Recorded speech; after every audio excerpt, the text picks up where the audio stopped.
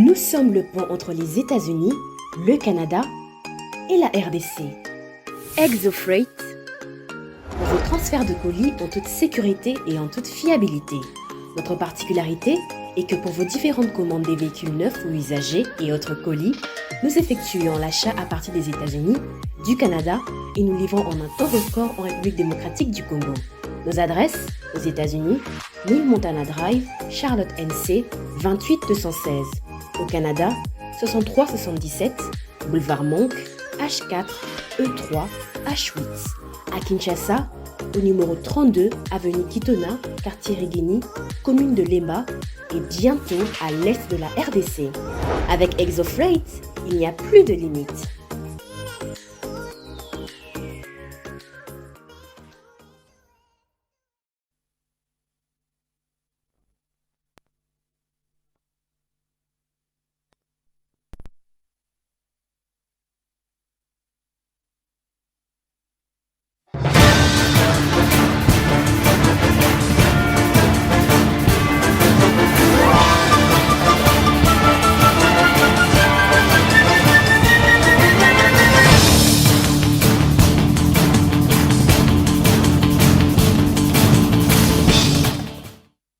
Le ministre des Finances, Nicolas Kazadi, a présenté hier à l'Assemblée nationale l'économie du projet de loi portant reddition des comptes de l'exercice 2022. D'après lui, le budget 2022 a été exécuté à un taux de plus de 128%, soit un dépassement de plus de 28%.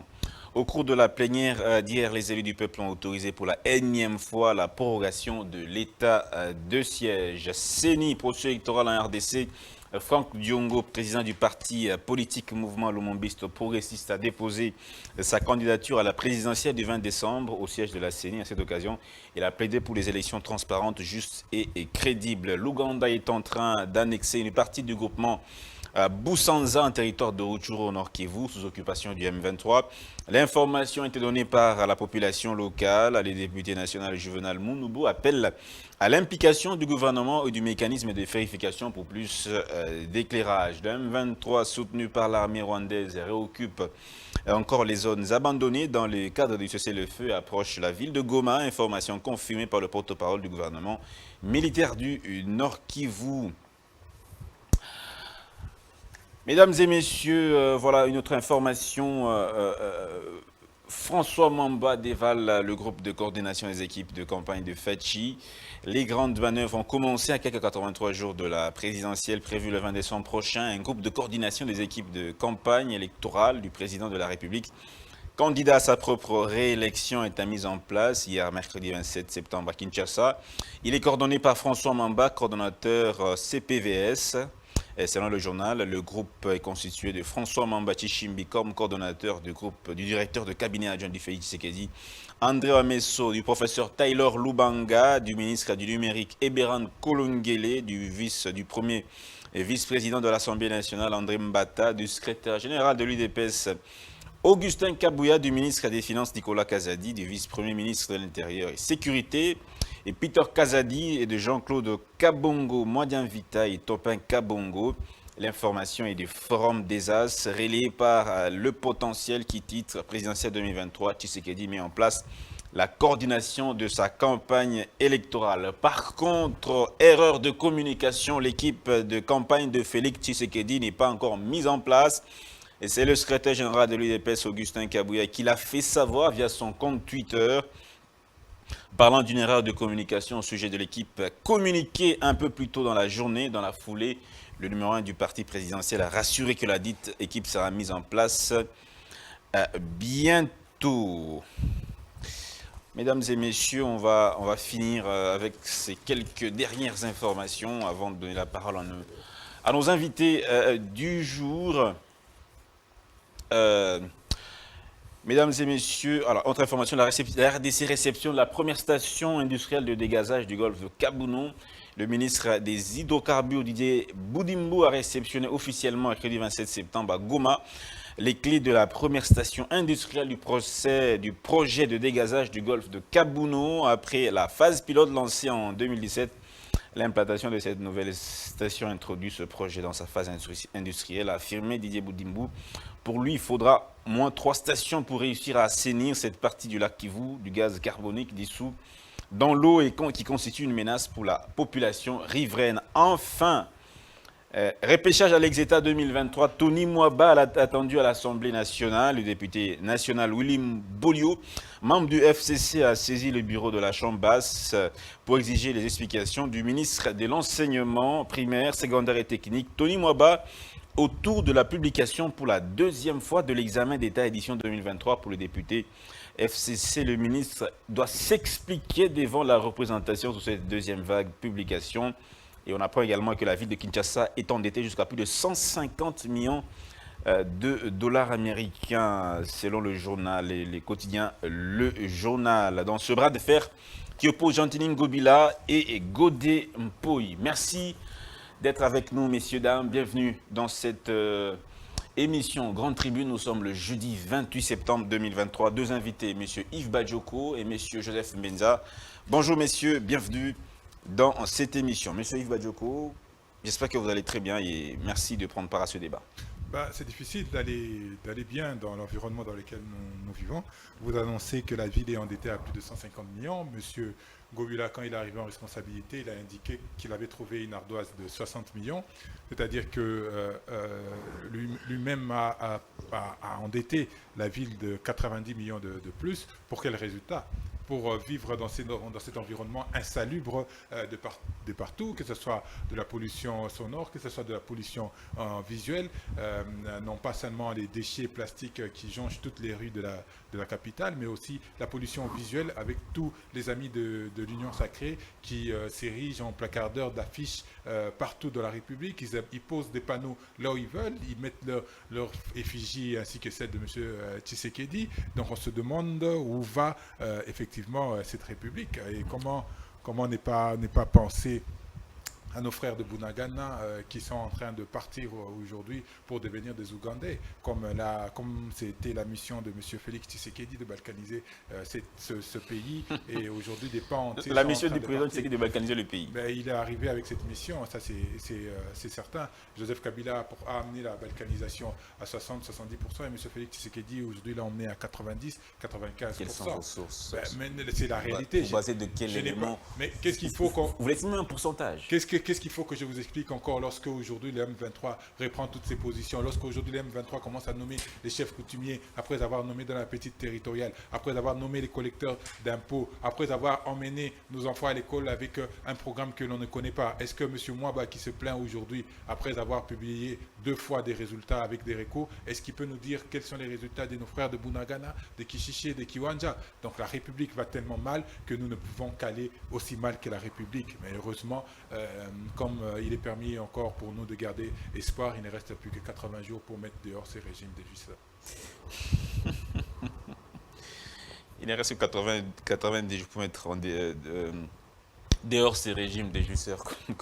Ça, c'est M. Badjoko. Alors, monsieur Joseph Mbenza, bonjour, merci également d'être de nôtre. Merci beaucoup. Ouais. Merci. Il ne m'a pas salué, moi je le salue. Nous sommes très courtois, mais en retard, il fallait d'abord commencer à monter, à étendre tes émotions. Et voilà. Merci pour l'invitation. Je vous en prie. Tous ceux qui vont nous regarder. Je crois que l'émission sera républicaine. Tout à fait. Républicaine et les analyses. Et là, un petit biscuit pour la commune de Mongafula. Je crois qu'il est temps que les habitants de la commune de Mongafula puissent vraiment porter leur choix sur un bon candidat qui va parler pour eux à l'Assemblée provinciale. Il y a trop de problèmes là-bas. C'est même des députés qui sont un pays, députés provinciaux. Oui, j'ai vu des députés provinciaux dormir à la primature. Là, ça, c'est pas bon. Mais pourtant, le budget est à la réalisation soit plus de 120 à 128%. Bon, ce sont des questions que nous allons nous poser. Il y a ce qu'on appelle des dépenses exceptionnelles qui engloutit la plupart des recettes pour des raisons sécuritaires et des infrastructures. Donc voilà. Donc j'aimerais rebondir sur ce que mon frère décidé de Martin Fayoulou a dit. Curieusement, il est au courant de tout ce que fait le M23, le Rwanda, mais ils ne sont jamais au courant de ce que fait leur gouvernement. Là, on commence à se poser des questions sur la vraie nature de ces gens ici qui s'opposent à nous. Ils ont des détails, tout ce que le M23 est en train de faire. Et le Rwanda et le... Mais sauf ce que leur gouvernement est en train de faire de bien pour la population. Ça, ils ne les diront pas. Par mauvaise foi. Merci. Ils ne diront jamais de bonnes des réalisations du Je pouvoir. crois qu'il ne m'a pas écouté, parce que si vous m'avez suivi, j'ai dit que M. Félix Tshisekedi est venu pour concrétiser la balkanisation. C'est ce que je dis. La balkanisation a été mise en place hier par Joseph Kabila, aujourd'hui c'est se matérialise par M. Félix Tshisekedi. Vous êtes des alliés de Kagame, mais c'est normal. C'est normal. Non, mais c'est ce qu'il fait. Merci, messieurs. On doit lancer notre débat. Mais avant, une question. Qu'est-ce qui s'est passé sur l'équipe de campagne c'est qui était annoncé hier? Le soir, on a vu le patron du parti présidentiel démentir l'information. Il a même dit que cette équipe sera nommée sur ordonnance. Voilà la réalité. Cette équipe de gens que vous voyez là-bas, c'est des gens que le président consulte à temps réel, à tout moment. C'est une équipe de réflexion, d'action. Nous, on l'appelle l'équipe forte. Ils sont autour du chef, parce que le chef, il est dans l'union sacrée, mais rien ne l'empêche d'avoir ses équipes à lui qui peut consulter pour tel dossier. Ça, c'est de 1. Ça, c'est une équipe stratégique et de réflexion par rapport à la campagne du chef de l'État. Si vous avez suivi M. François Mamba, il a affirmé tout haut l'irréversibilité des élections le 20 décembre 2023. Il s'est étalé sur le bilan de Félix que nous jugeons positif. Ça, c'est un autre aspect des choses. Deuxième aspect des choses, la réalité dans cette équipe, il y a eu un souci de communication. Parce que l'œuvre humaine n'est pas parfaite, on peut le comprendre. Donc, et ce n'est pas la première fois que ça arrive. Dans une équipe stratégique. C'est une équipe stratégique de réflexion. Tenez, dans le contenu. D'où est venue l'erreur? Non, l'erreur est venue dans la communication. De François Mamba ou dans le contenu de ce qui a été dit. Ils s'étaient concertés avant de communiquer ou ils n'étaient pas concertés? Et les médias aussi, ils ont relayé dans tous les sens. Tenez, le président a créé, ou bien il est en train de créer une méga structure pour sa campagne. Vous savez, avec tous les leaders actuels dans l'Union sacrée, le président préférait que les 11 provinces, les anciennes provinces, soient représentées par des directeurs de campagne. Et ces 11 vont gérer les provinces démembrées qui auront aussi des directeurs de campagne. Et les 26 démembrés vont gérer les 145 territoires.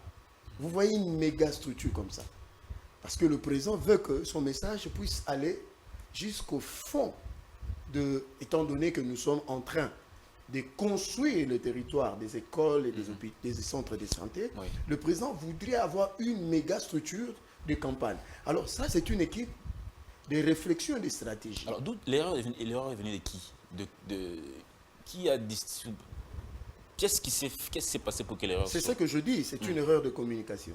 Heureusement que le secrétaire général, quand il a dit une ordonnance, en fait, c'est un lapsus aussi. Il voulait seulement dire une décision officielle instaurant. Il ne faut pas oublier que l'Union sacrée tient... Mais le tweet, il pouvait modifier son tweet, parce que ça se fait que si son compte est certifié, il pouvait modifier son tweet. Bon, c'est pas grave. Il n'y a pas une intention de faire du mal pour retirer. Alors, la vraie version, c'est celle-là que nous avions reçue la nuit, que le président est en train de monter une méga structure pour témoigner aux Congolais à la face du monde que nous allons aux élections. Une telle méga structure et parlons des élections de la campagne. Nous savons que nous avons beaucoup de leaders et je prends l'exemple de M. Jean-Pierre Bemba. Peut-être c'est le Grand Équateur. Démembré, il aura ses adjoints. Et ces adjoints-là auront des directeurs de campagne dans des territoires. Donc c'est un peu ça, c'est ce que ça veut dire. Donc il ne s'agit pas d'une ordonnance, mais il s'agit d'une décision officielle. Il ne s'agit pas d'une ordonnance, mais il s'agit d'une décision officielle. Alors, parce qu'il y a une différence entre ordonnance et une ordonnance présidentielle. Tout à fait. Okay. Le budget 2022, 128% d'exécution. Chapeau. Oui, bon, c'est ça la redevabilité. Rendre compte ce qu'on a fait, de ce qu'on a récolté. Vous savez qu'aujourd'hui, on a des régies financières qui perçoivent, parce que le budget, c'est des dépenses et des recettes. Alors, il faut dire exactement ce qui a été dépensé, à quelle hauteur. Et s'il y a des couacs, c'est ça le rôle du Parlement, l'autorité budgétaire, pour essayer de rectifier les tirs par des commissions parlementaires et par la commission ECOFIN pour régler les détails. Donc, bravo au gouvernement, parce que tout cet argent qu'on est en train de percevoir comme des recettes sont canalisés dans des projets d'investissement. 145 territoires, l'armée est en train d'être équipée, paiement des fonctionnaires, frais de fonctionnement. Donc voilà, merci. Alors, Monsieur Yves, un mot sur cette équipe de communication, de campagne, qui n'est finalement pas une équipe de campagne. Hein. Un mot sur cette équipe et puis ce démenti d'Augustin Kabouya. Dites à M. Mbenza qu'il peut le tourner dans tous les sens qu'il veut. Dites aux communicateurs de l'Union Sacrée qu'ils peuvent tourner cette question dans tous les sens. Il n'en reste pas moins que c'est une équipe tribale. S'il faille encore démontrer, que ce régime fonde sa source dans le tribalisme, voilà un élément et une pierre supplémentaire. Monsieur Yves, l'information a été démentie. Mais ça ne change rien. M. Mbenza vient de dire tout de suite que c'est une équipe que M. Félix Tshisekedi consulte régulièrement. Une équipe d'action. Alors comment expliquer que M. Félix Tshisekedi, dans son équipe qui le consulte régulièrement, dans son équipe d'action, il n'y ait que, ou alors à plus grande majorité et très large majorité, que les gens du Kasaï? Est-ce qu'il faut encore se poser 36 000 questions? La question, pour moi, que ce soit une équipe de campagne, c'est leur problème là-bas à l'Union Sacrée, que ce soit une équipe stratégique. Mais moi, ce qui me choque, c'est le tribalisme qui est mis en avant, aussi patent, aussi clairement. S'il faut encore des gens qui ne croyaient pas à ce qu'on disait hier, eh bien aujourd'hui, ils ont la réalité en face. M. Mbenza vient de confirmer qu'il appelle comme il veut, que les gens de l'Union Sacrée l'appellent comme ils veulent, mais ça reste une équipe effectivement tribaliste. Il n'y a pas de mots, on ne va pas se cacher derrière notre petit doigt. La réalité est celle-là. Les idées ou l'opposition s'évertue ou généralement critique le pouvoir, ne fait rien, le pouvoir il est défaillant, il y a des incompétences. Et voilà, il y a un fait qui démontre que ce pouvoir quand même veut aller de l'avant.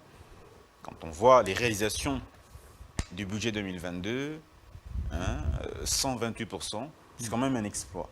Votre réaction? J'espère que vous n'allez pas vous arrêter à ce qu'ont pendu les députés, que vous allez aller à la Cour de comptes. Non, c'est le ministre des Finances, l'argentier national, le patron du secteur des finances. C'est très bien. Quand vous avez entendu il y a quelques jours le ministre des Affaires étrangères donner un ultimatum au M23 et que nous sommes allés à plus de... parlons de la question des finances. Près de 100 heures plus tard et qu'il n'y a aucune réaction et vous voulez que je prenne pour sérieux ce que le ministre des Finances dit. Moi, je n'accorde plus aucune importance et aucune valeur à la parole des personnes qui sont arrivées au pouvoir par le hold-up électoral, commençant par M. Tshisekedi lui-même qui avait dit qu'il allait faire de la RDC à l'Allemagne d'Afrique, qui avait dit qu'il allait payer des avions pour Congo Airways, qui avait dit qu'il allait résoudre la question de la mobilité avec les chemins de fer, avec des Allemands qui viendraient pour un projet de 10 milliards de dollars. Donc je n'accorde aucun penny, aucun crédit à la parole de nos amis qui sont à l'Union Sacrée. Tout ce qui est fait par les membres de l'Union Sacrée qui sont au pouvoir, rien n'est vrai. Tout est faux.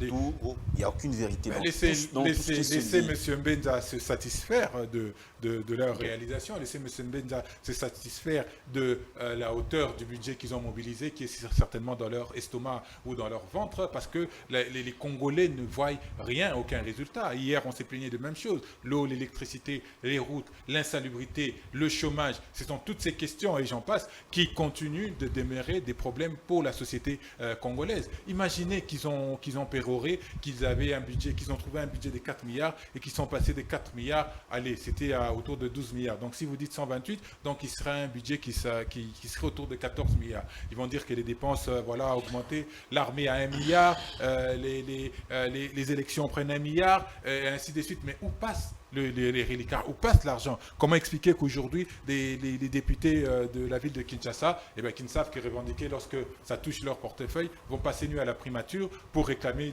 leur salaire? Comment expliquer que les infirmières, alors qu'ils ont lancé la gratuité de la maternité ou de l'accouchement, on ne comprend même rien, et que ces infirmiers soient en grève? Comment expliquer que des professeurs d'université puissent être réduits à des individus qui doivent aller commander l'argent qui leur a été volé par la République auprès du ministère? Vous trouvez ça normal? Vous trouvez que c'est une situation où l'économie se porte bien? Et pour moi, la réponse est non, et je ne vois rien de positif dans ce régime. Alors, ce sont deux positions diamétralement opposées. Rien de bon, tout est bon. Pas tout est bon, mais tout est généralement bon, globalement bon.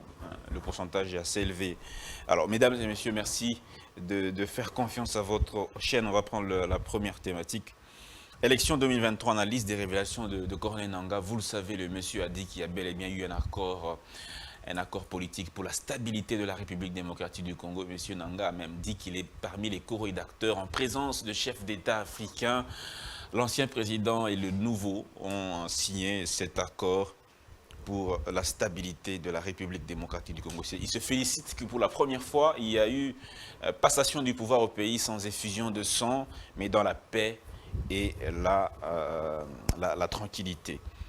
Monsieur Nangaa, quelles sont ses motivations? Pourquoi avoir fait ces révélations maintenant?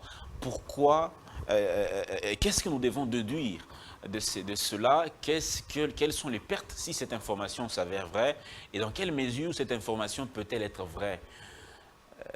Monsieur Nangaa, on va le dire, il est passé de président de la CENI à président d'un parti politique de l'opposition qui aujourd'hui déjà même, il avait même déclaré sa candidature à la présidentielle de 2023. Il s'est exilé, il dit qu'il a subi beaucoup de menaces depuis qu'il a déclaré sa candidature, même avoir fait cette interview à Jeune Afrique.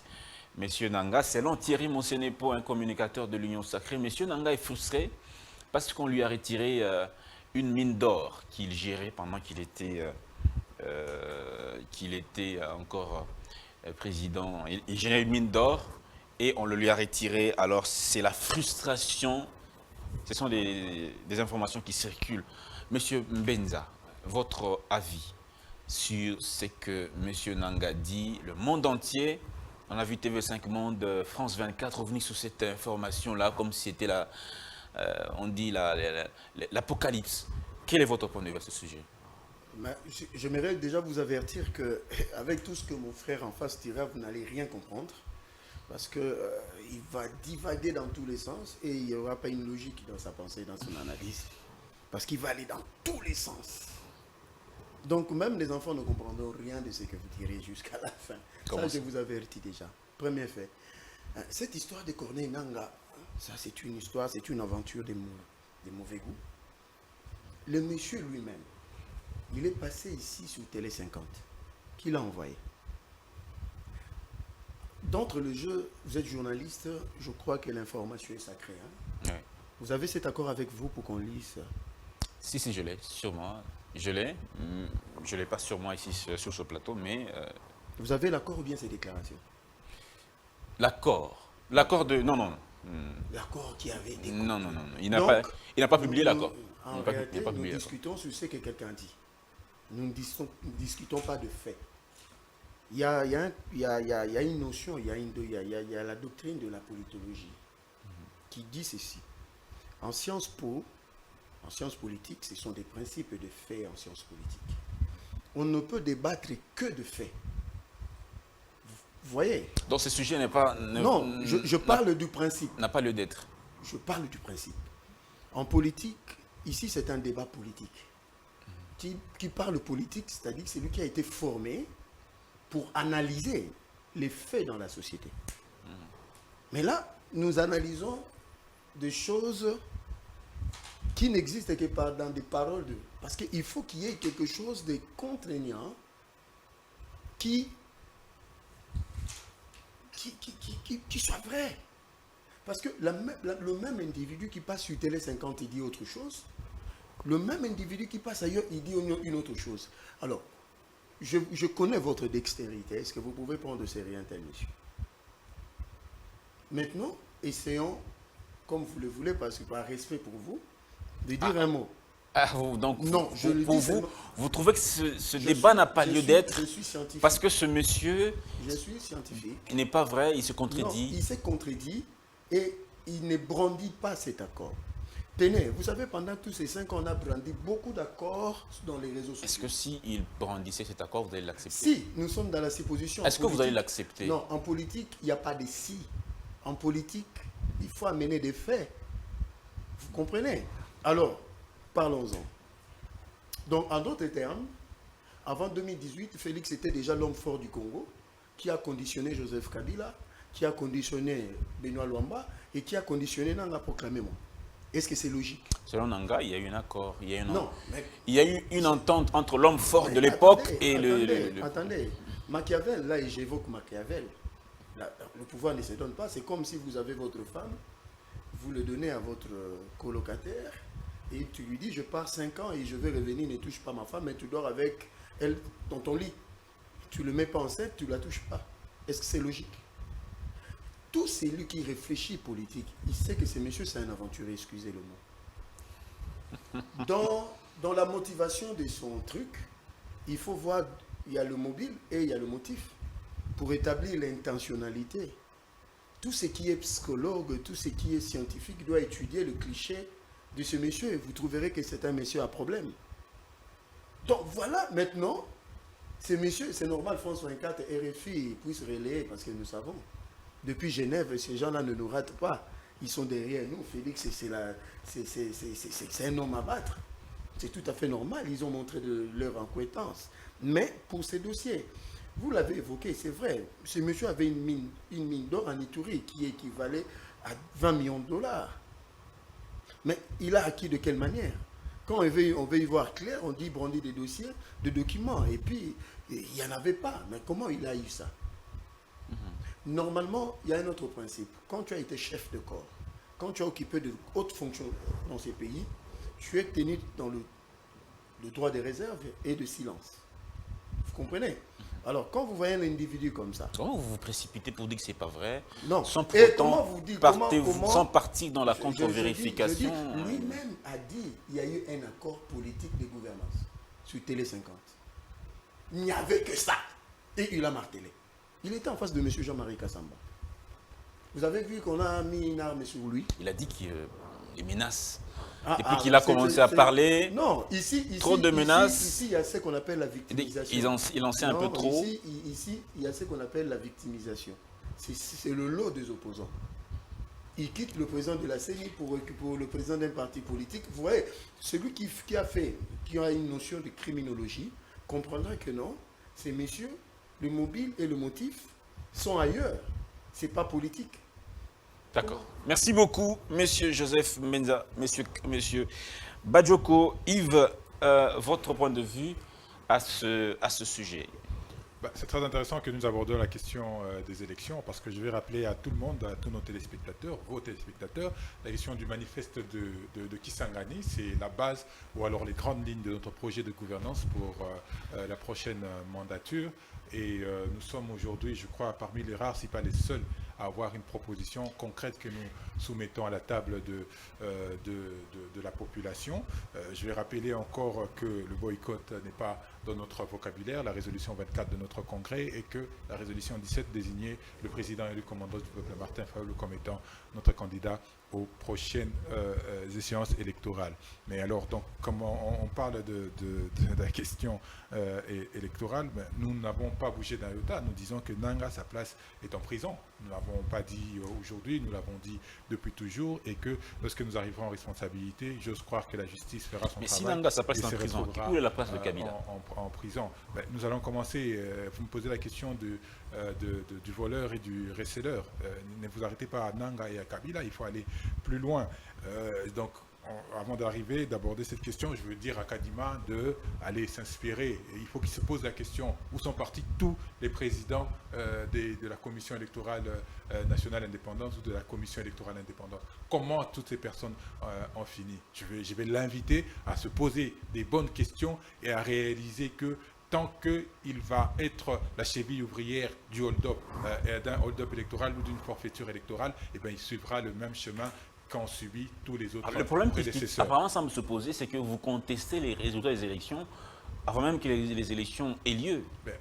Mais très cher, allez, je vais vous Et vous donner- dites que lorsque vous vous n'êtes voulez pas lorsque vous voulez partisan vous voulez du faire boycott. une tasse de café et vous mettez, allez, 10 cuillerées de sucre dedans, vous attendez à quoi? Que le thé soit amer? Non, le thé il sera sucré, mais plus que sucré. C'est-à-dire que nous anticipons au regard de ce qui est de la réalité. Mon co-débatteur a demandé d'évoquer des questions factuelles. Oui, la question factuelle, c'est qu'il y a eu un hold-up électoral. Nanga, tout ce qu'il dit, ce n'est que pour pérorer et nous distraire un peu. Nous savons tout ça. Vous le savez, je le sais. Monsieur Félix vous avez les sources d'information. Il faut avoir des sources d'information crédibles. Il y a eu un hold-up électoral. Nous avons les sources. Nous avons les résultats. Nous avons d'informations. Je vous invite à que la Faden. justice n'a pas. Je vous invite à Faden. Après cette émission, vous allez voir les PV. Nous avons les PV jusqu'à aujourd'hui. Pourquoi vous n'avez pas présenté à l'époque à la Cour constitutionnelle? C'est la Cour qui publie les résultats définitifs. La Cour de qui? La Cour de M. Kabila.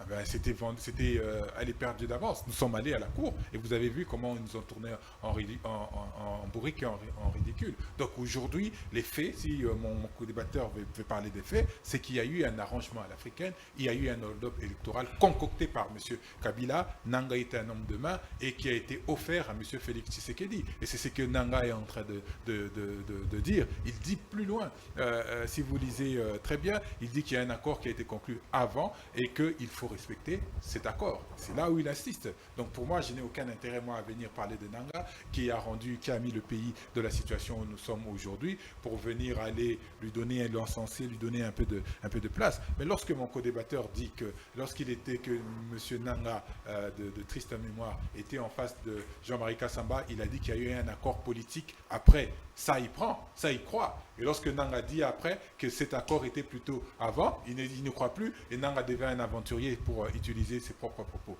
Non, la réalité, c'est que nous tous, nous la connaissons. Nanga n'a pas besoin de venir nous la dire. Nous savons qu'il y a eu un hold-up électoral et nous savons qui en était l'auteur, qui en était le vous savez qu'il y a eu un hold-up électoral, vous savez également qu'il y a un hold-up électoral qui se prépare. Et selon vous, tous les ingrédients sont donc rassemblés pour que cet hold-up électoral puisse avoir lieu. Et l'opinion comprend également que les CIDE, c'est le centre de la vérité sur les processus électoraux qui se sont déroulés, ce que le CIDE dit, c'est la vérité absolue, mais ce que les autres disent, c'est carrément mensonge. Si vous voulez, voilà. j'en arrive parce que toujours sur les questions factuelles, mon co-débatteur avait évoqué quelque chose et que la parole était sacrée. Mais oui, la parole devrait être sacrée parce que vous vous rappelez lorsque Félix Tshisekedi disait que le changement aujourd'hui c'est Martin Fayulu. Alors comment il a fait pour retirer sa signature plus tard? Donc, c'est bien d'invectiver les autres, c'est bien d'incriminer, mais regardez autour de votre cour. Et je vais vous dire sur les questions électorales, nous avons monitoré le processus électoral. Nous sommes l'un des rares partis politiques, l'un des rares regroupements avec la commission électorale de la MOUCA qui avons monitoré. Nous avons indiqué qu'il y avait des centres fictifs, et nous l'avons vu qu'il y avait des centres fictifs. Nous avons dit qu'il y avait des enfants enrôlés. Nous avons vu qu'il y avait des enfants enrôlés. Nous avons dit que les cartes d'électeurs s'effaçaient. Nous avons vu les cartes d'électeurs s'effacer. Qu'est-ce que vous voulez qu'on vous demande les plus? Mesdames et messieurs, merci. Alors, on va finir cette question rapidement avant de prendre la deuxième thématique qui est aussi importante, parce que nous sommes en période post-électorale. D'ici, on va dire presque un mois, la campagne va devoir commencer. La CENI a distribué les numéros à tous les candidats et certains en profitent même pour faire campagne déjà, ce qui n'est pas intéressant. La CENI a tiré la sonnette d'alarme. Ceux qui poursuivent, ceux qui continuent seront sanctionnés. Les médias qui vont se lancer dans cette aventure seront sanctionnés. Et nous invitons également la CENI de pouvoir essayer de regarder tout ça parce que ce n'est pas important. Il faut que tous les candidats aient les mêmes chances à ces élections, comme le dit la loi électorale. Monsieur Joseph Mbenza, on va conclure cette question. Qu'est-ce que l'opinion devait retenir sur cette sortie médiatique de Nanga et pourquoi Nanga mentirait-il? Merci.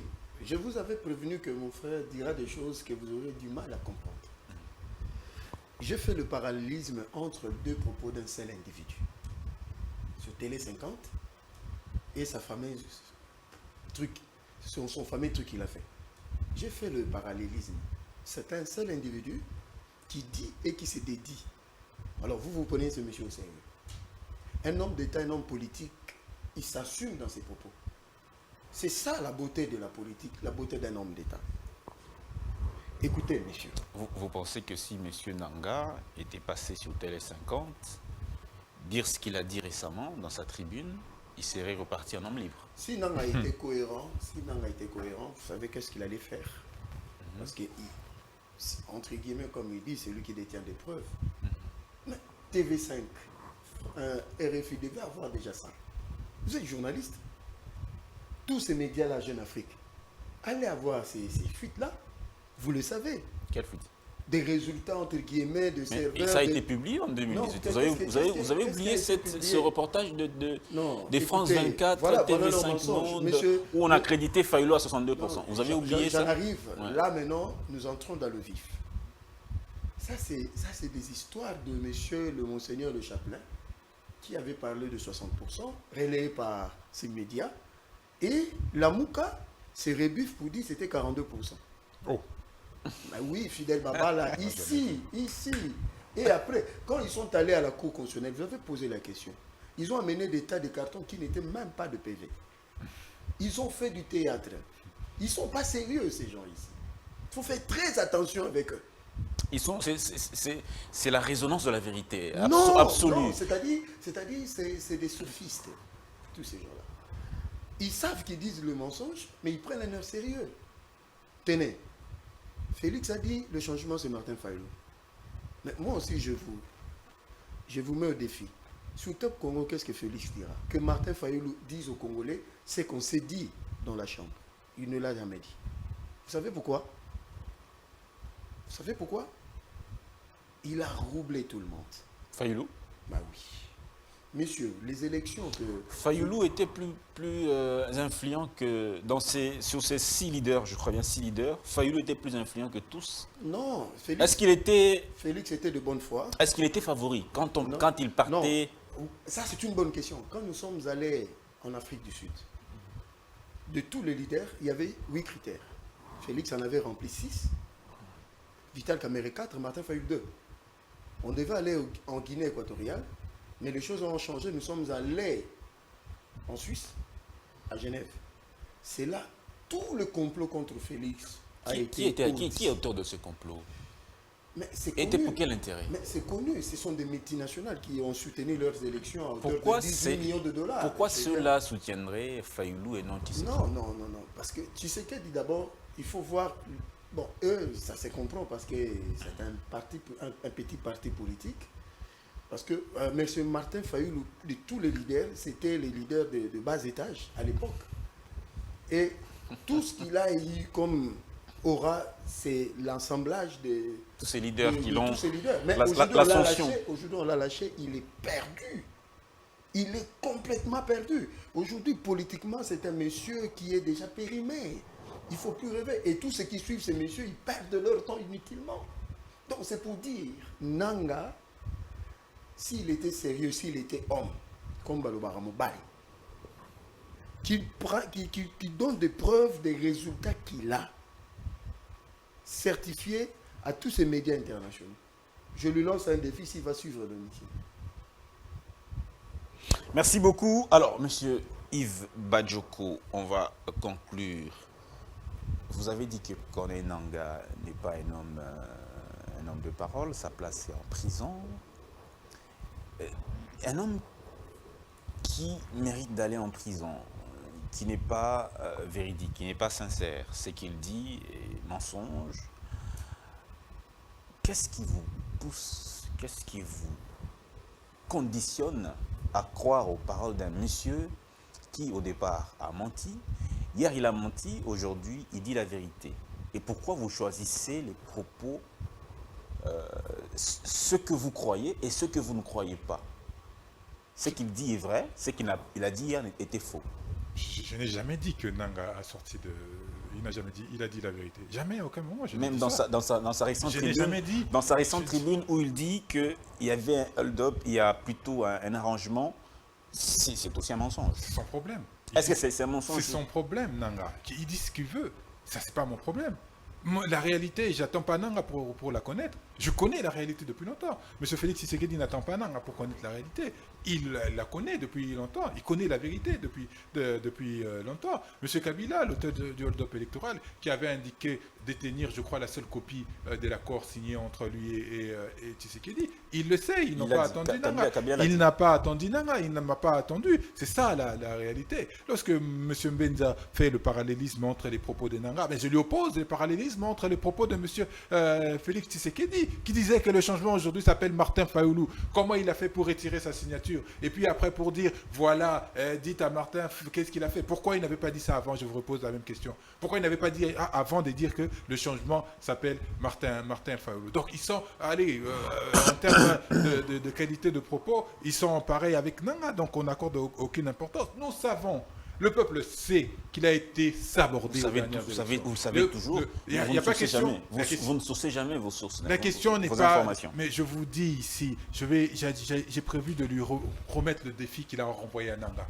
Lui, ici sur votre plateau, j'en ai fait au moins avec 3 ou 4 journalistes. J'ai mis ma carte de SID en jeu. C'est lui qui m'apporte des résultats certifiés du bureau de vote, là où il est allé voter, qui donnait M. Félix Tshisekedi vainqueur. Et bien moi, je coupe ma carte décidée.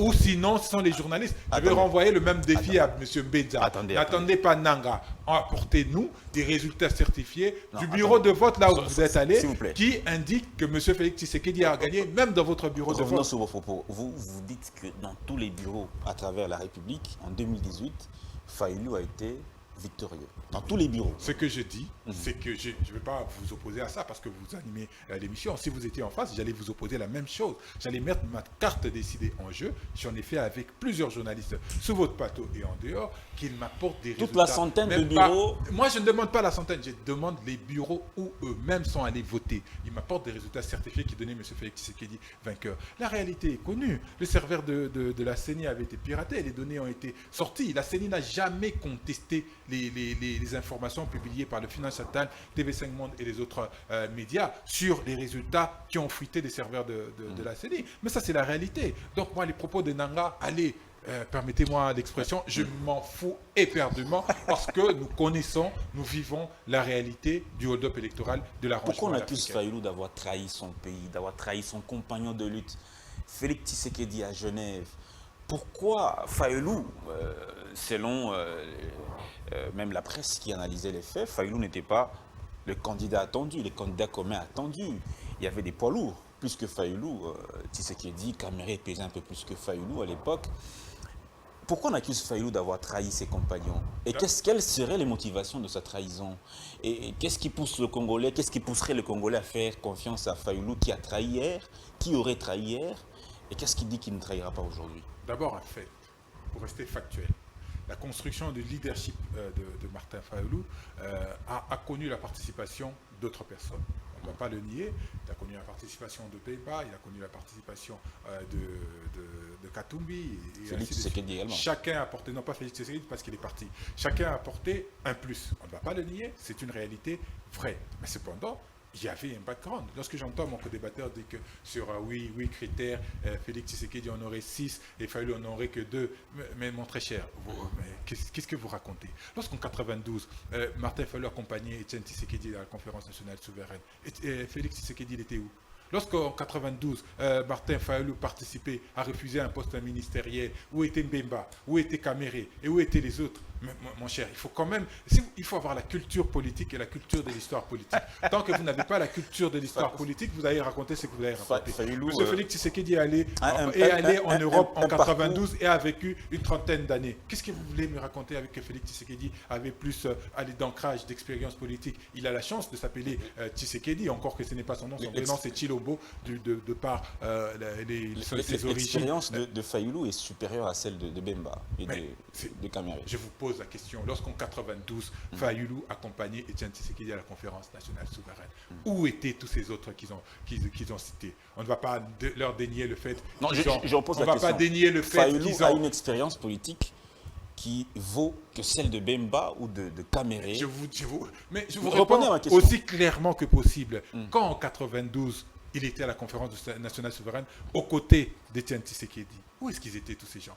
Qu'est-ce qu'il faisait à l'époque? Donc la question ne se pose même pas, parce que la réponse est aussi triviale que la question même. Et la réponse se trouve même dans la question. Mais je vais quand même citer sur un élément que vous avez évoqué, cette campagne précoce que nos amis de l'Union Sacrée sont en train de faire. Il n'y a pas que la CENI, il y a notre ami Bossembe qui est au CESAC, qui doit veiller au grain pour que ceci ne continue pas, ne se propage pas, et d'aventure sanctionner les personnes qui ont entretenu cette campagne électorale précoce. C'est comme je vois des affiches de M. Félix Tshisekedi partout, Moutouya Batou. Mais qu'est-ce que ça veut dire? Qu'est-ce que ça vaut? C'est une campagne précoce et il faudrait que le CESAC, la CENI et toutes les organisations qui sont impliquées dans ce processus puissent sanctionner les personnes qui dérivent. Merci beaucoup, monsieur Yves Badjoko. Le CESAC a communiqué à ce sujet. Il ne faut pas que communiquer. Monsieur Bossembe, il faut prendre des actions. Il ne faut pas que communiquer. Prenez des actions et des mesures comme les impose la loi. S'il vous plaît, monsieur Yves, le CESAC a mis en garde ceux qui vont poursuivre. Ils vont être sérieusement condamnés et leur candidature risquerait même d'être invalidée parce que la CENI sera justement mise à contribution. Ce sont des gens qui violent la loi sur la loi électorale, justement. Deuxième thématique, mesdames et messieurs, droits de l'homme en République démocratique du Congo, est-ce qu'il y a recul ou avancé au regard des faits qui se déroulent sur le sol congolais? Alors, M. Joseph Benza, UDPS, soyez un peu plus factuel.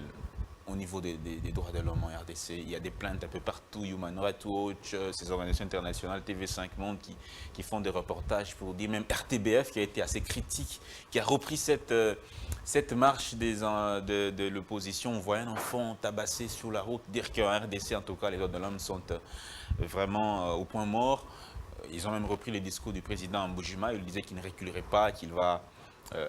ça, ce sont les médias internationaux qui sont en train de faire circuler cette information-là, qu'en RDC, en tout cas, les droits de l'homme sont en point mort, vraiment, il y a une régression totale.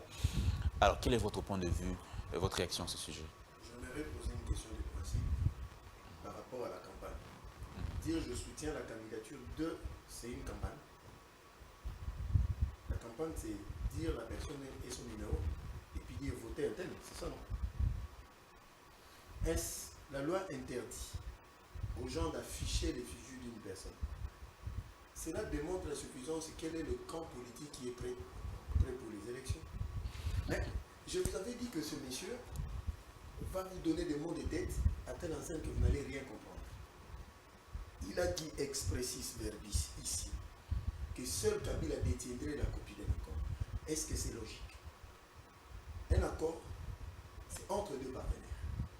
Et cela est sanctionné par un document signé dûment, engageant les deux personnes, sa validité que les deux parties doivent avoir la copie et, au cas besoin, aller notarier et certifier quelque part. Vous voyez quelqu'un de décidé, c'est prélassé sur ces plateaux prestigieux, dire qu'il y a un accord que Kabila seul détiendrait une copie. Vous voyez la réflexion de décider. Deuxième chose, il met sa carte de l'SID comme patati patata. Mais qui représente la carte d'un micro-parti comme SID pour que tu puisses le brandir ici en contrepartie d'une vérité quelconque? Les niveaux de l'SID. Une carte de l'SID. Voilà. L'SID. Une carte de l'SID. Ça veut dire que si on le rapporte, il va quitter le parti. En 1992, conférence nationale souveraine. M. Fayoul, on lui montre seulement une photo à l'hémicycle. Quel est l'activisme qu'il a eu en cette période-là? Étant donné que depuis 1982, quand les parlementaires, les 13 parlementaires sont entrés en froid contre Mobutu, je vais citer des familles qui ont été victimes. C'est les familles de ces 13 parlementaires, à l'occurrence la famille d'Étienne Tshisekedi, où des enfants étaient obligés de prendre des pirogues, d'aller à la relégation où était Martin Fayulu pendant ce moment, son père et sa mère et ses frères. Il a dit que ce n'est pas Tshisekedi Chilombo. Est-ce que c'est le problème de Félix que Dieu l'a prédestiné comme ça, qu'il puisse avoir un père qui a un nom, et que Martin Fayulu qui ne puisse pas avoir un père, je respecte son père, qui ne puisse pas avoir un nom qui résonne comme Tshisekedi? Ça, c'est de la mauvaise foi. Comment tu peux retirer à un monsieur le nom de son père sur le plateau de télé? Je vous ai dit qu'il te donnera des mots de tête. Allons-y, les choses des droits de l'homme. Là, il y a à boire et à manger. Encore une fois de plus. Il y a à boire et à manger, Il y c'est-à-dire a à boire et à une manger. partie de vérité dans ce qui se Non, raconte. non.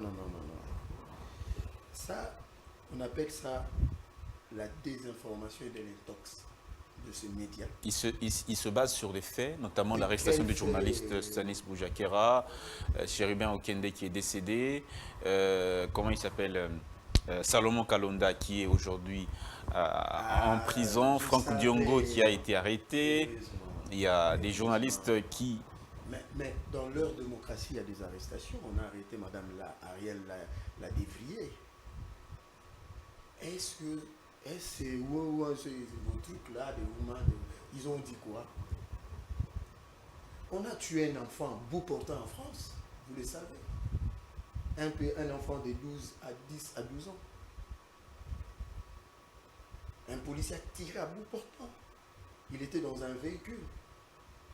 Nous condamnons l'acte qu'on a violenté cet enfant. Mais qu'est-ce que cet enfant est venu faire là-bas? C'est eux qui ont pris cet enfant. Ils les ont amenés dans un champ politique lors de leur marche du 20 mai. Qui est-ce qu'on devait condamner? Cet enfant devait être à l'école. On a vu cet enfant en torse nu, culotte, avec des pierres, jetant sur le policier. Quel est ce leader politique qui a mobilisé cet enfant-là à aller à la marche? De tous les temps, IDPS était au combat. Nous n'avions pas pris des enfants. Nous nous sommes assumés. Pendant Félix est au pouvoir, combien de journalistes sont tués? J'aide à publier un rapport, vous le savez. 12 assassinats de journalistes pendant Joseph Kabila. 1678 violations des libertés d'expression. Si je donne une source. Vous êtes journaliste et vous le savez. Est-ce que vous pouvez me donner ces ONG, donner un rapport détaillé sur le nombre de journalistes tués et sur le nombre de politiciens tués à bout portant, comme ça, sur le nombre de... Messieurs, partout dans leur démocratie, même aux États-Unis, la bavure policière. Pourquoi ces ONG s'étaient face à cela? Vous savez, quand J'espère que vous n'êtes pas en train de justifier ce qui se passe non, ici parce je ce suis qui se en passe train de là-bas. parler de ces médias que vous avez évoqués dans leur démocratie, dans leur pays. Certes, on ne peut pas. Moi, je suis un non-violent. Mais parmi ceux-là que vous avez cités, ils ont des problèmes avec la justice. Est-ce qu'il n'y a pas eu des opposants qui ont quand même subi certains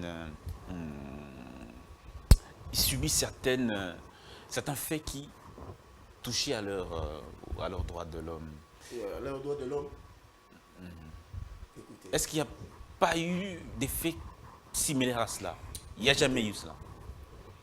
On donne l'exemple même de M. Moïse Katumbi qui voulait se rendre dans le Congo central. On lui a barricadé la route. Mais il a été à Mwanda, il a été en Équateur. Quand vous prenez un jet privé, ce n'est pas un avion. On dit M. Kalonda qui... Il y a une mesure qui ne serait pas propriétaire de l'arme pour laquelle il est arrêté. Il est arrêté. Il y a une directive émanant des services de renseignement que tout individu qui prendrait un jet privé doit avoir au préalable une autorisation particulière. D'accord. Mais si c'est un vol régulier, dis-moi quel est cet opposant qui veut faire un meeting qui a pris un vol régulier qu'on lui a refusé. D'accord. Mais M. Skadela. Merci. Terminé. Concluez. M. Skadela. Oui. Nous, on a assumé. On a subi. Vous comprenez? Oui. Tu connais M. Franck Diongo. Vous avez évoqué son nom. Vous savez comment il a été arrêté il y a pas longtemps? Comment il a été jugé sur une chaise roulante ensanglantée. Ça, vous voulez comparer ça aujourd'hui? Merci beaucoup, Monsieur Joseph Benza. Je crois qu'on est en train de finir, lentement mais sûrement. Alors, Monsieur Badjoko Yves, votre point de vue à ce sujet? Ouais, mon point de vue, c'est que vous orientez la question. Parce que j'ai l'impression que vous voulez dédouaner un peu ce régime. Votre question s'oriente un peu et elle veut nous emmener quelque part. Mais la réalité est têtue et les faits sont factuels. Vous avez demandé à mon co-débatteur d'être factuel. Malheureusement, il n'a pas été. Je vais rappeler à mon co-débatteur, est-ce qu'il connaît Davin Kalala, militant des SID, tué ici, après une marche pacifique, comme nous en avons l'habitude. Est-ce que vous connaissez Defa Opaluku, un de nos militants encore, tué à Goma, toujours après un mouvement de résistance pacifique? Est-ce que vous connaissez Delkati Dengo, mis en prison 10 ans pour avoir critiqué M. Félix Tshisekedi? Est-ce que vous connaissez Luc? Il est condamné à 10 ans de prison, Delkati Dengo. C'est un chanteur. Il a fait une chanson contre M. Félix Tshisekedi de son régime. Il est en prison 10 années. Luc Malebe, vous le connaissez? Un de mes camarades, mis en prison, toujours pour Luc Malebe, il est arrêté? Il a été arrêté, il a été libéré, il a passé 7 mois en prison. Est-ce que vous connaissez Luc Moulopé, gardé dans les géoles de la NER pendant 2-3 mois, puis incarcéré à la prison de Makala? Vous connaissez Cédric Mangungu, celui que j'appelle le héros vivant. Il a aujourd'hui une fracture qui a duré plus d'1 année et demie, parce qu'il a été violenté par la police de M. Félix Tshisekedi. Est-ce que vous connaissez Merlin Tobo? C'est la police de la touche du République. bois. Il s'est rétabli quand même. Tshisekedi. Est-ce que vous connaissez Guillaume? Il ne sait plus se promener sous le soleil parce qu'il a reçu une grosse pierre de la part de la police de M. Félix Tshisekedi. C'est la police de la République ou de la police de M. Une police républicaine ne se comporte pas de la sorte. Ce n'est pas comme je ne sais pas qui, dans une dernière vidéo, qui dit que lorsque vous voyez Fayulu sortir pour aller danser, il faut l'arrêter, il faut l'en empêcher, il faut le barrer la route. Mais on a entendu Fayulu demander aux manifestants de jeter des pierres sur la police. Mais vous êtes dans un champ de bataille. La police vous envoie des pierres. La police s'arme des machettes. La police s'arme des balles réelles pour pouvoir vous anéantir. Vous faites quoi? Vous faites quoi? Vous fuyez? Eh bien non, vous résistez parce que les ambitions que vous avez ces pays sont plus grands que vous. Parce que vous êtes prêts à vous sacrifier pour ce pays et vous affronter. Vous essayez de vous défendre de n'importe quelle manière. Qu'est-ce que vous voulez que nous aurions eu à faire? Monsieur Yves, donc vous justifiez le fait que les militants de l'ECD doivent s'affronter à la police avec des pierres.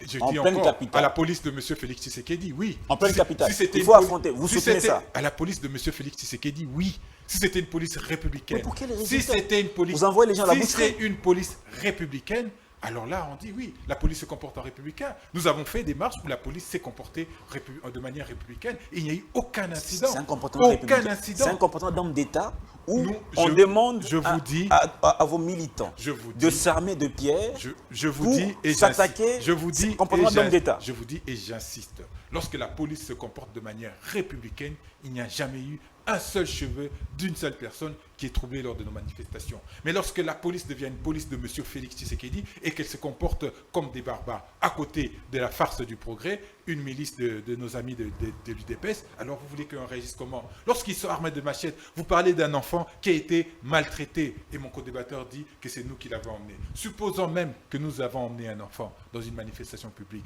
Faudrait-il le traiter de cette manière? Est-ce que vous trouvez ça normal qu'il faut traiter les gens de cette manière lorsqu'ils sont en train de manifester? Non, nous disons non. Nous avons été plusieurs fois réprimés. Qu'est-ce que vous dites que vous ne savez pas? Est-ce que la situation des droits de l'homme est correcte ici dans notre pays? Non. Combien de fois est-ce qu'on a empêché nos marches? Notre dernière marche, notre dernier mouvement dans la place Bouddha. Vous savez ce que M. Ngobila a dit à nos représentants qui sont allés à l'hôtel de ville? Qu'il avait des informations que des gens s'armaient des machettes pour nous barrer la route. Et vous savez ce que nous avons vécu? Nous avons vécu la même chose. Sauf qu'il n'y avait pas que des gens. Il y avait aussi la police qui nous a empêchés d'atteindre notre lieu de meeting et qui ont saccagé tout au risque de blesser plusieurs autres personnes. Vous avez parlé de gens qui ont été empêchés de voyager. Devos Kitoko et l'honorable Kasekwa devaient se rendre à Lubumbashi pour participer aller au congrès de Ensemble. Ils ont été empêchés de voyager, mon très cher. Est-ce que, pour mettre juste un dernier point sur la question de Salomon Kalonda, est-ce que vous savez que la prévention des détentions illégales d'armes ne figure plus parmi les chefs d'accusation de M. Kalonda? Et vous allez vous plaire dans un environnement pareil. En avril, mai, il y a eu 600 violations des droits de l'homme. En avril, mai. Juste une question. Une minute. Répondez-moi une minute. Juste une question. Quand vous comparez la situation des droits de l'homme sous l'époque de Mobutu, l'époque de Kabila et l'époque de Tshisekedi, quelle est la période où on a quand même vécu l'évolution de la situation des droits de l'homme? C'est magnifique la question que vous me posez. Vous me posez si votre enfant a 0 à l'école et s'il a 1 à l'école, qu'est-ce que vous faites? Vous êtes content de quoi? Je suis content de rien. Je viens de vous dépeindre une situation extrêmement macabre, une situation invivable, une situation indigeste et on n'est pas indicible. pendant ma question. Mais je vous ai répondu. Qu'est-ce que vous voulez que lorsque mon fils ou votre enfant vous ramène qu'il a eu 1 sur 10 à l'école, vous êtes satisfait que quand il a 0? Mais non, je ne suis pas satisfait parce que c'est en deçà des conditions de vie minimales, des conditions même de survie minimale des individus. Merci. Et c'est extrêmement normal. Je vais juste finir par deux choses sur lesquelles il a commencé. Il me dit que vaut la carte de décider. Mais certainement, il n'accorde aucune importance à une carte d'un parti politique parce que dans son parti, ils n'en ont pas. C'est tout simplement ça. Et il dit que je retire à M.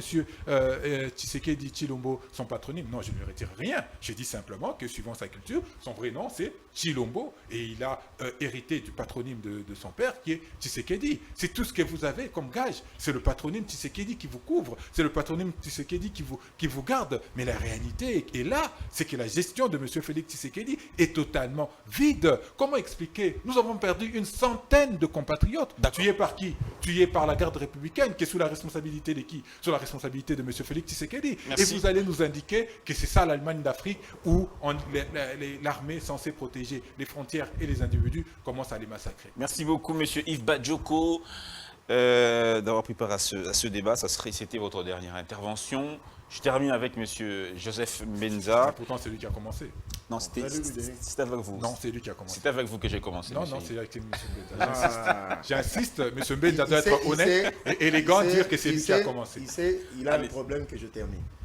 Non, je n'ai pas de problème, simplement, c'est l'équité. Vous avez commencé, je dois terminer. Ça, monsieur, allez-y. Monsieur, en droit administratif, la police est une institution. Tout homme d'État ne peut pas tenir de tels propos. De dire que c'est la police de M. Tshisekedi. Mais quand un leader politique qui veut devenir président insulte cette police des Pololais, quand un leader politique qui veut diriger ce pays, il amène ses militants à caillasser la police. C'est-à-dire, il y a ce qu'on appelle en criminologie disproportion de moyens pour se défendre. Les autres ont des armes, vous avez des pierres, mais tu demandes à ceux qui ont des pierres de jeter sur ceux qui ont des armes. C'est criminel, messieurs. Ça, c'est un leader qui veut diriger. Est-ce que c'est normal que la police... Est-ce que c'est normal dans une manifestation qu'il y ait des gens et des armes? Vous parlez maintenant... Est-ce que c'est normal? Vous en parlez à mon temps d'antenne. Est-ce que c'est normal? Vous en parlez à mon temps d'antenne. S'il vous plaît. Un leader ne peut pas inciter les gens ou bien appeler les gens à caillasser sur la police. Ça, c'est faux. La police doit aussi être républicaine. La police... doit bien se comporter dans une manifestation. J'en viens. Moi, je dis, je condamnais l'acte sur l'enfant. Merci. Mais, un leader ne peut pas demander. C'est criminel. Tu sais, le but, c'était quoi? Et là, au Bazo Luka. C'est-à-dire, il fallait que la police tire à bout portant, qu'il y ait des morts, et ils allaient faire le décompte macabre, et ils allaient brandir ça partout. Voilà, Félix a tué. Il est incapable d'établir en quelle période il y a eu évolution quand même, équilibre un peu raisonnable sur les violations des droits de l'homme. Il ne le dira pas parce qu'il sait que cette période c'est différent. À l'époque de Mobutu et à l'époque de Joseph Kabila, même de Laurent Désiré Kabila, c'est faux. Donc tu as été à côté. Je vous ai dit pour clôturer que ce monsieur ne vous dira rien de bon et il va être approximatif. Mesdames et messieurs, merci d'avoir été avec nous dans ce débat Grande Tribune. Aujourd'hui, on va s'arrêter là, on termine demain. C'est moi qui devais avoir les derniers mots, mais bon. Non, c'est vous qui avez commencé. Allez, mesdames et messieurs, vous avez compris, c'est l'ambiance de l'émission. On va donc se retrouver demain avec d'autres invités pour d'autres questions d'actualité. Portez-vous bien et à bientôt.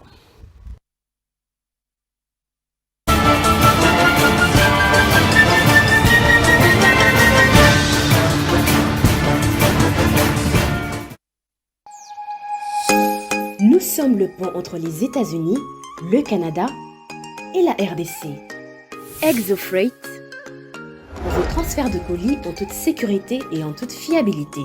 Notre particularité est que pour vos différentes commandes des véhicules neufs ou usagés et autres colis, nous effectuons l'achat à partir des États-Unis, du Canada et nous livrons en un temps record en République démocratique du Congo.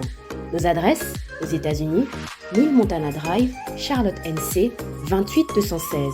Au Canada, 6377, Boulevard Monk, H4, E3, H8. À Kinshasa, au numéro 32, avenue Kitona, quartier Rigeni, commune de Lemba, et bientôt à l'est de la RDC. Avec ExoFreight, il n'y a plus de limites.